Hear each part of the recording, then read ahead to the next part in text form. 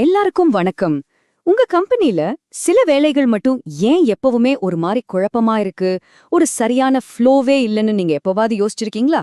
இந்த குழப்பத்துக்கெல்லாம் ஒரு முற்றுப்புள்ளி வச்சு முழுமையான கட்டுப்பாட்டு உங்க கைக்கு கொண்டு வர ஒரு சூப்பரான வழி இருக்கு. அதுதான் ப்ராசஸ் ஸ்டாண்டர்டைசேஷன். அத பத்தி தான் இப்ப நாம பார்க்க போறோம். சரி, வாங்க நேரடியா விஷயத்துக்குள்ள போலாம். உங்க பிசினஸ்ல எத்தனையோ ப்ராசஸ் இருக்கும் இல்லையா? அதுல எந்த ஒரே ஒரு ப்ராசஸ நாம சரி பண்ணினா, அதாவது ஸ்டாண்டர்டைஸ் பண்ணினா பெர்ஃபார்மன்ஸ்ல ஒரு மிகப்பெரிய ஜம்ப் ஆக்க முடியும். அந்த முக்கியமான கேள்விக்கான விடைய தான் நாம இப்போ சேர்ந்து தேட போறோம். ஒரு பக்கம் பாத்தீங்கன்னா ஒரே குழப்பம். குவாலிட்டி ஒரு தடவை நல்லா இருக்கு, இன்னொரு தடவை சுமாரா இருக்கு. நேரமோ சரி, பணமும் சரி, சும்மா வேஸ்ட் ஆகிட்டே இருக்கு. உங்க டீம்மேட்ஸ்லாம் விரக்தியில இருக்காங்க. இதனால பிசினஸ அடுத்த கட்டத்துக்கு கொண்டு போகவே முடியல. இப்போ இன்னொரு பக்கம் பாருங்க, முழு கண்ட்ரோல். எப்பவுமே சூப்பரான குவாலிட்டி, செம எஃபிஷியன்சி, யாருக்கு என்ன வேலைன்னு கிறிஸ்டல் கிளியரா தெரியும். இதுதான் வளர்ச்சிக்கு தேவையான ஒரு சாலமான அடித்தளம். பாத்தீங்களா அந்த வித்தியாசம் எவ்வளவு பெருசுன்னு?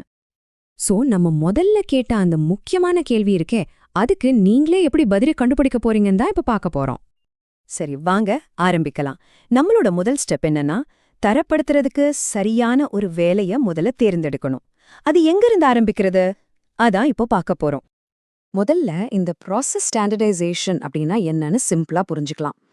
ஒரு வேலையை செய்யறதுக்கு இதுதான் பெஸ்ட் வழி, இதுதான் ஒரே வழின்னு நாம எல்லாரும் சேர்ந்து முடிவு பண்ணி அதையே ஃபாலோ பண்றது தான். சிம்பிளா சொல்லணும்னா, ஒரு சமையல் குறிப்பு மாதிரி. யார் செஞ்சாலும் ஒரே டேஸ்ட் வரும்ல, அதே மாதிரி தான். இதனால குவாலிட்டி, ஸ்பீட் எல்லாமே ஒரே மாதிரி சூப்பரா இருக்கும்.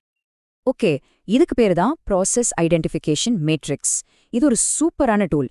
நீங்களே யூஸ் பண்ணி பார்க்கலாம். உங்க கம்பெனில என்னென்ன ப்ராசஸ்லாம் இருக்கு, அது எந்த டிபார்ட்மெண்ட்ல நடக்குது, இப்போ அதுல என்னென்ன பிரச்சனைகள் இருக்குன்னு ஒரு லிஸ்ட் போடுங்க. அப்புறம் எதுக்கு ஹையஸ்ட் ப்ரியாரிட்டின்னு நீங்களே முடிவு பண்ணுங்க. இத பண்ணி முடிச்சாலே எங்கிருந்து வேலையை ஆரம்பிக்கலான்னு உங்களுக்கு ஒரு செம்ம கிளாரிட்டி கிடைச்சிடும். ஓகே, இப்போ உங்க கையில ஒரு லிஸ்ட் இருக்கு. இதுல இருந்து எந்த ப்ராசஸ முதல்ல டார்கெட் பண்ணா மிகப்பெரிய இம்பாக்ட் கிடைக்கும்னு எப்படி கண்டுபிடிக்கிறது? அதுக்கு நம்மகிட்ட 4 ஃபில்டர்ஸ் இருக்கு. அதை யூஸ் பண்ண போறோம். அந்த 4 முக்கியமான ஃபில்டர்ஸ் என்னன்னா, ரிப்பீட்டபிலிட்டி, அதாவது திரும்ப திரும்ப செய்யக்கூடியதா இருக்கணும். மெஷரபிலிட்டி, அதாவது அளவிடக்கூடியதா இருக்கணும். ஆட்டோமேஷன் பொட்டென்ஷியல், அதாவது தானியங்குபடுத்த வாய்ப்பு இருக்கணும். கடைசியா கிராஸ் ஃபங்க்ஷனல் டிபெண்டன்சிஸ், அதாவது பல டீம்களை சார்ந்திருக்கணும்.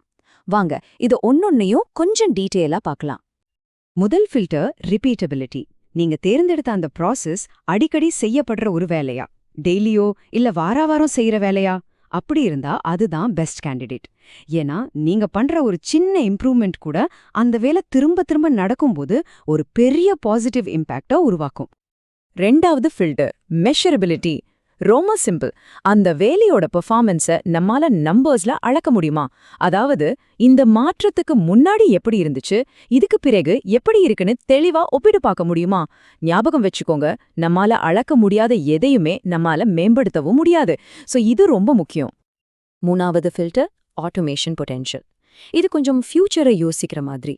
இப்போ நாம இந்த ப்ராசஸை ஸ்டாண்டர்டைஸ் பண்ணா ஃபியூச்சர்ல இது எல்லாவது சாஃப்ட்வேர் வச்சோ இல்ல மெஷின்ஸ் வச்சோ ஆட்டோமேட் பண்ண முடியுமா அப்படின்னு யோசிக்கணும். இன்னைக்கு நாம பண்ற இந்த வேலை நாளைக்கு இன்னும் பெரிய எஃபிஷியன்சிக்கு ஒரு அடித்தளமா இருக்கணும்.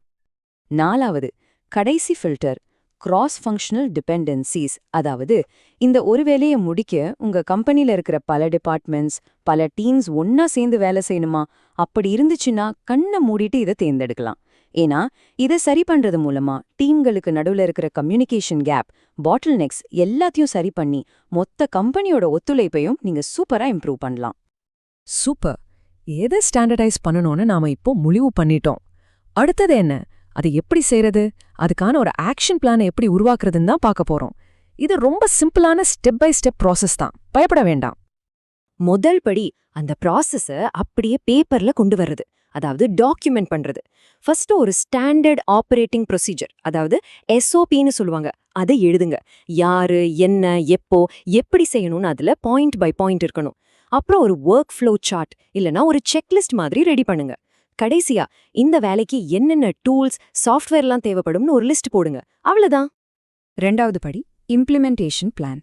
இதுக்கு ஒரு ஓனர் வேணும் இல்லையா? சோ இந்த மாற்றத்துக்கு யாரு முழு பொறுப்புன்னு ஒருத்தரை நியமிங்க. அவருக்கு பேர் தான் ப்ராசஸ் ஓனர். அப்புறம் இதை செஞ்சு முடிக்க ஒரு டீமை உருவாக்குங்க. அடுத்து ஒரு ரியலிஸ்டிக்கான டைம்லைன் செட் பண்ணுங்க. இதுக்கு எவ்வளோ பேர் தேவைப்படுவாங்க, எவ்வளோ பட்ஜெட் ஆகும்னு தெளிவா வரையறுத்துக்கோங்க. ஆனா இங்க ஒரு முக்கியமான விஷயம், ஆரம்பிக்கிறதுக்கு முன்னாடி இதுல என்னென்ன பிரச்சனைகள் வரலான்னு கொஞ்சம் யோசிச்சு பாருங்க. அப்படி வரக்கூடிய ரிஸ்க எப்படி சமாளிக்கிறதுன்னு ஒரு பிளான் போட்டு வச்சுக்கிறது ரொம்ப ரொம்ப நல்லது. ஓகே, இப்போ எல்லாருக்கும் பிடிச்ச பாட்டுக்கு வந்தாச்சு. இவ்ளோ கஷ்டப்பட்டு வேலை செஞ்சோமே, அதுக்கு என்ன ரிசல்ட் கிடைச்சதுன்னு பார்க்க வேண்டாமா? வாங்க பார்க்கலாம்.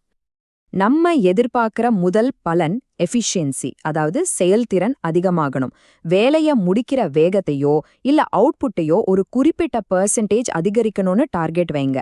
இது உங்க டீமோட ப்ரொடக்டிவிட்டியை எங்கேயோ கொண்டு போகும். 2வது காஸ்ட் சேவிங்ஸ், ரொம்ப நேரடியான பலன். நம்ம எவ்ளோ பணத்தை மிச்சப்படுத்திருக்கோம்னு கணக்கு போடுங்க. இது உங்க நேரத்தை மிச்சப்படுத்துறது மட்டும் இல்ல, உங்க கம்பெனியோட பாட்டம் லைன்லயும் நேரடியா ஒரு பெரிய பாசிட்டிவ் இம்பாக்டை உருவாக்கும். 3வது குவாலிட்டி இம்ப்ரூவ்மெண்ட். நடக்கிற தப்புகளோட எண்ணிக்கையை கணிசமா குறைக்கணும். ஒவ்வொரு தடவையும் கன்சிஸ்டண்டா ஒரே மாதிரியான சூப்பரான குவாலிட்டியை கொடுக்கணும். இது உங்க கஸ்டமர்ஸ் மத்தியில உங்க பிராண்ட் மேல ஒரு பெரிய நம்பிக்கையை உருவாக்கும். நல்லது.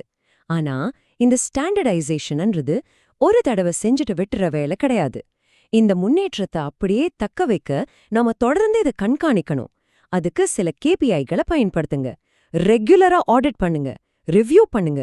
உங்க டீம் கிட்ட இருந்து ஃபீட்பேக் வாங்கி இதை எப்படி இன்னும் பெட்டரா பண்ணலாம்னு யோசிச்சுட்டே இருங்க. இப்போ நம்ம இந்த செஷனை ஆரம்பிச்ச அதே கேள்விக்கு திரும்பவும் வருவோம். உங்க பிசினஸ்ல எந்த ஒரே ஒரு ப்ராசஸை ஸ்டாண்டர்டைஸ் பண்ணினா பெர்ஃபார்மன்ஸ்லயும் சரி, ஸ்கேலபிலிட்டிலயும் சரி மிகப்பெரிய தாக்கத்தை உருவாக்க முடியும்? இப்போ இந்த கேள்விக்கு பதில் சொல்றதுக்கான எல்லா டூல்ஸும் தெளிவும் உங்ககிட்ட இருக்கும்னு நான் நம்புறேன். கடைசியா இன்னும் ஒரு சிந்தனையோட முடிச்சுக்கலாம். நம்மளோட நோக்கம் ஏதோ ஒரு ப்ராசஸை ஸ்டாண்டர்டைஸ் பண்றது மட்டும் கிடையாது. அதுக்கு பதிலா நம்ம கம்பெனி முழுசும் சிறந்த விளங்குறதுக்கான ஒரு தளத்தையே நம்ம உருவாக்குறோம். அதனால குழப்பத்திலிருந்து கட்டுப்பாடுக்கு மாறுங்க. உங்க பிசினஸோட அடுத்த கட்ட வளர்ச்சிக்கான அந்த முதல் அடியை இன்னிக்கே எடுத்து வைங்க.